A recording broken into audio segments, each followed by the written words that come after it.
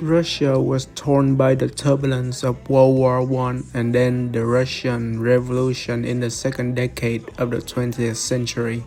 Russia was ravaged by civil war.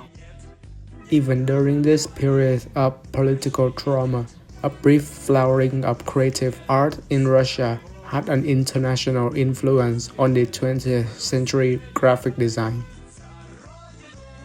Experimentation in typography and design characterized their future publications, which presented work by the visual and literary art communities.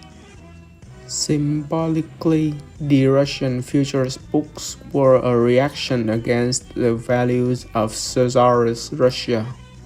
The use of coarse paper, handicraft production methods, and handmade editions expressed the poverty of peasant society as well as the meager resources of artists and writers.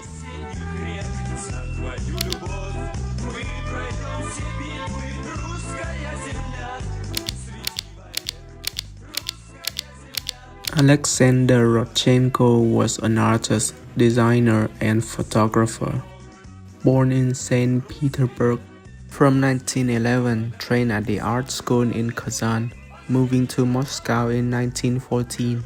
Along with Vladimir Tatlin and L. Lissitzky, he was a leading figure of Russian Constructivism.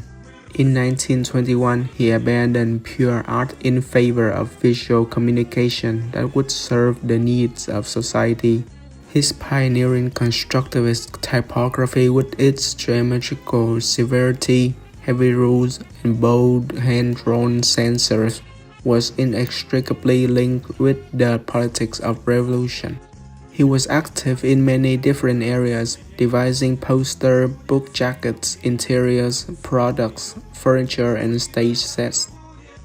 Rodchenko's subversion of the canonical norms of pictorial representation takes root in his early work as a constructivist artist, represented in the exhibition by his early linear and spatial constructions. This subversion reaches its full realization in his photographic images of Moscow.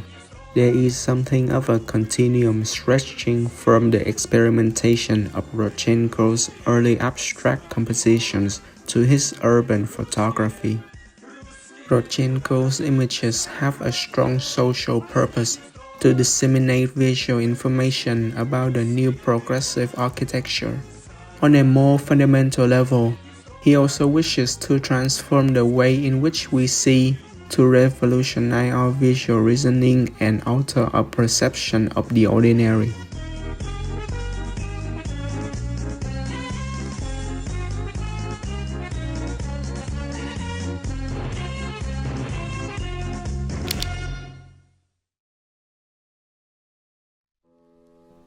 Dmitry Moore, born Dmitry Orlov in 1883, was one of the most recognized poster artists of the Russian Constructivist movement. Constructivism began around 1997, during the Russian Revolution, when artists believed that design could help build a new society.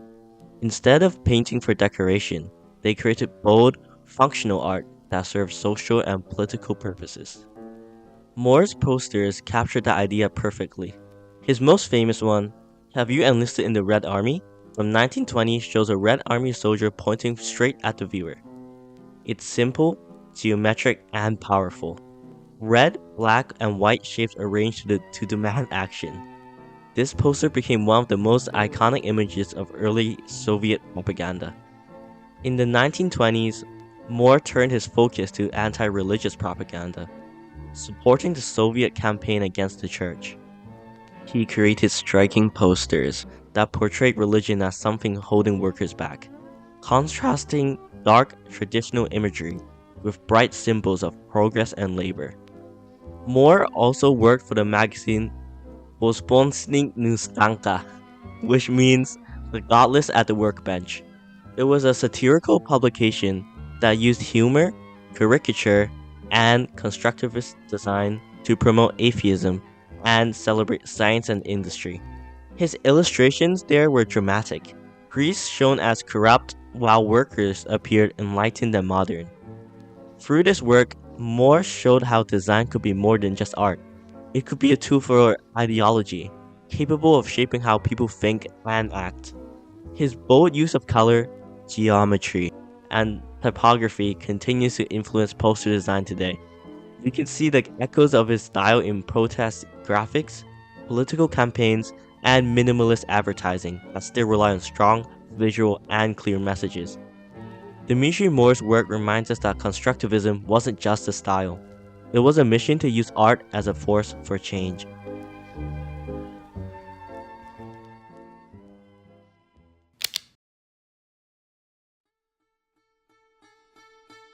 Russian constructivism wasn't just a style, it was a movement that redefined what art could be.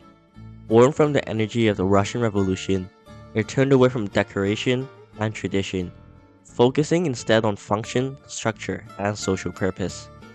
Constructivist artists believed design could help build a better world, in posters, architecture, typography, and everyday objects.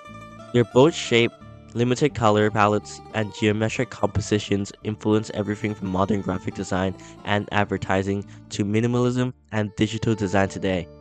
Even now, over a century later, we can still see the constructivist spirit in clean layouts, striking political graphics, and designs that dare to make a statement. It reminds us that art and design aren't just reflections of society, they're tools to shape it.